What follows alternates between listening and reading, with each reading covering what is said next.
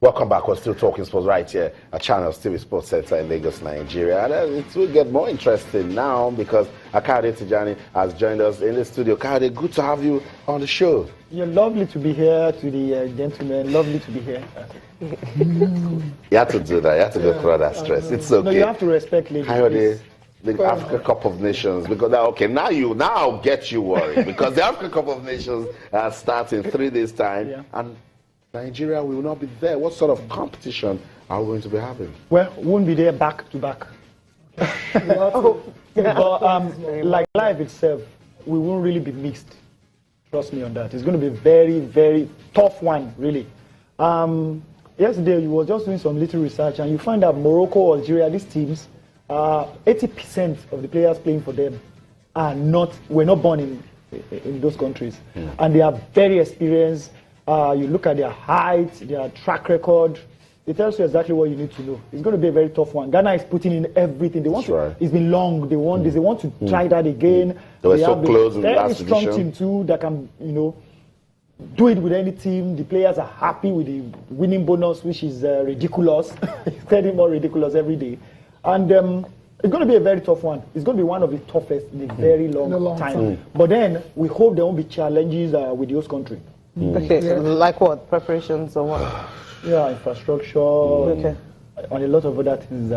Maybe fans turn up. Exactly. They can give us. Because we need the fans to turn up early at the beginning. It's very vital. That's right. Sponsors are paying so much money, TV and all. The government too. The government is really putting down some money. There's a lot of challenges, but we hope things will go. There's been worse competitions like this. At the end of the day, the football covers up the. That's right. See, Kayode, they're getting ready. They're building a stadium. They're making final preparations, and you ask why now when the competition is almost here, but.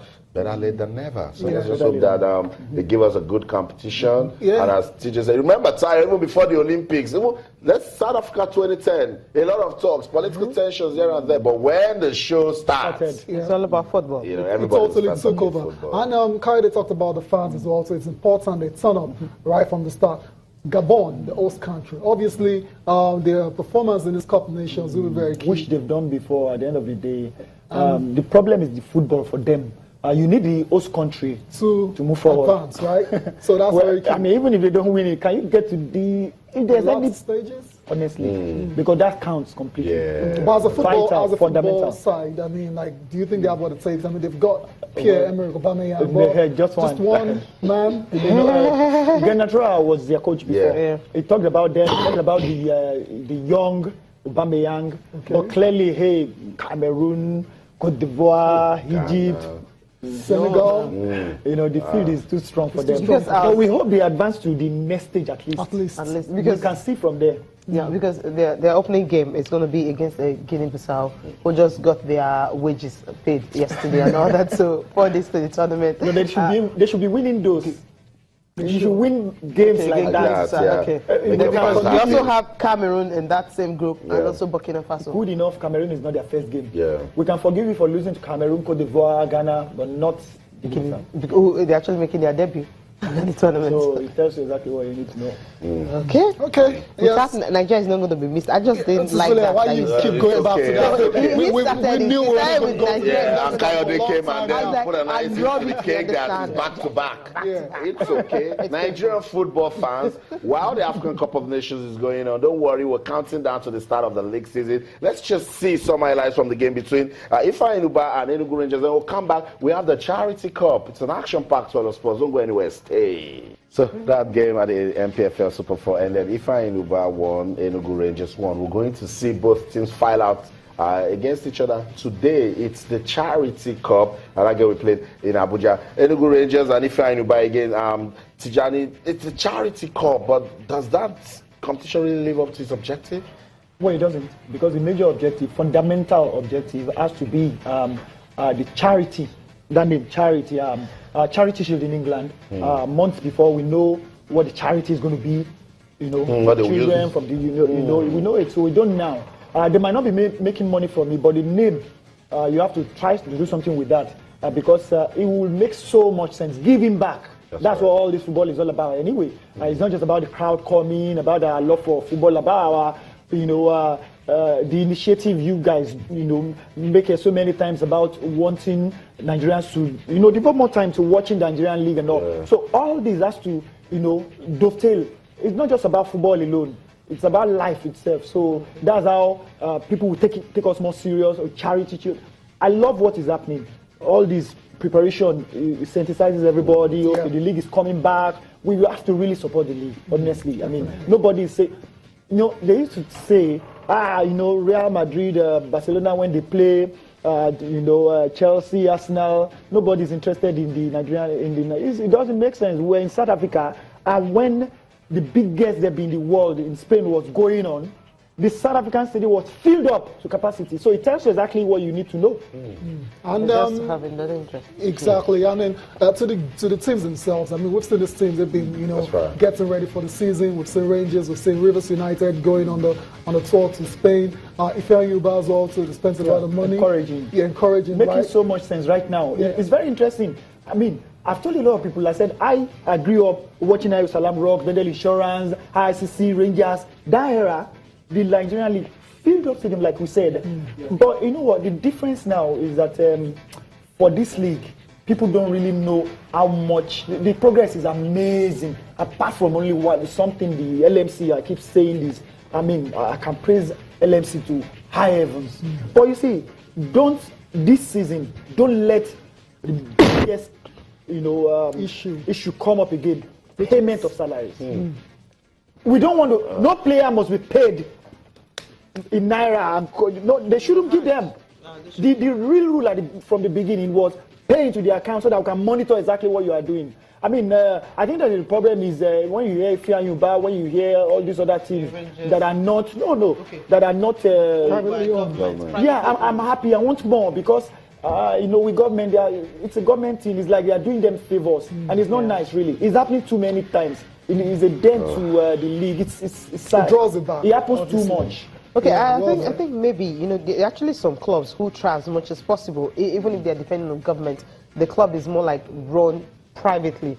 I'll refer to Rivers United, for instance. I mean, Kano Pillars, for instance. These are clubs that we didn't really hear the stories of salaries being owned, coaches are on suspensions and all that, players are being just asked to leave without proper contracts and everything. So these ones have been able to, document everything. You can easily follow up on what they're doing. To it. At the end of the season, you're supposed to give an account. Of it. But they can't. Their government. You are completely right. But you see, out of 10, you can't get 4 of those.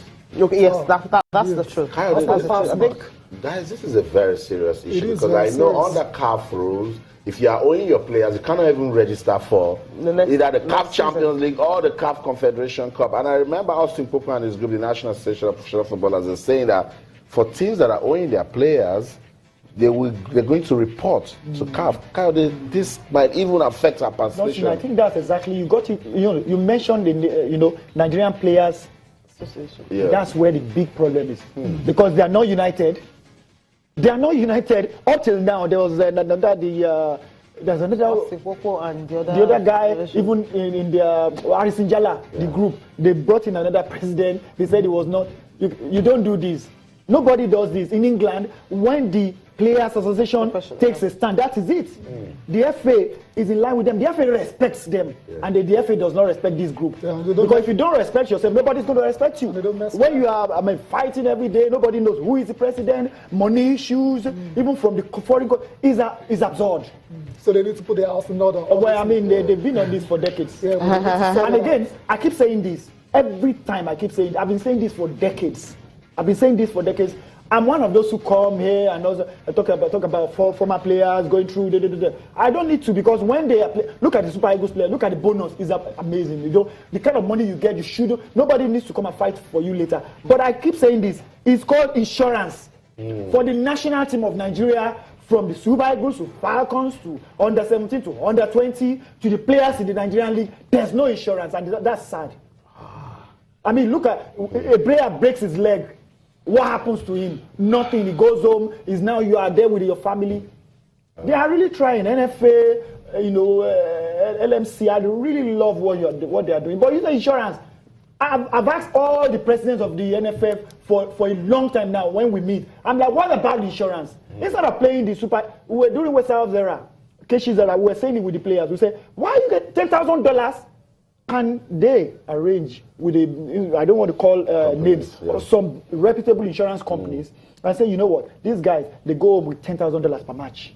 We're going to give them $5,000, put in their name $5,000 on here. It goes to them. All their lot goes to them. So we can't have anything to do with it. It's not nice.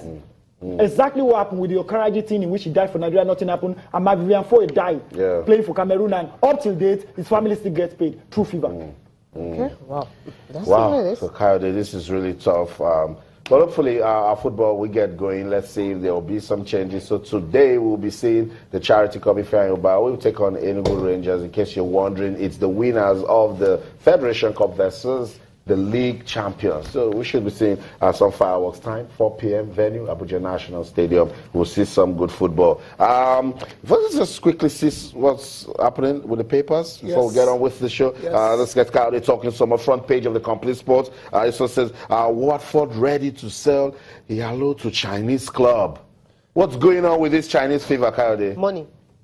She got it bang on target because now players now know, even at a young age, they can go there catching because it's all about the cash at the end of the day when you retire from football. Igalo is just unfortunate. I mean, football is like this. You are a striker. Last season, it worked for him. Exemplary player, very humble, very classy player. It didn't work for him now. I mean, and every day is human. Every day that you fail to score, it gets worse. And then for somebody who was scoring regularly last season, you know, everybody was screaming about him. The club was not favorably disposed to him leaving.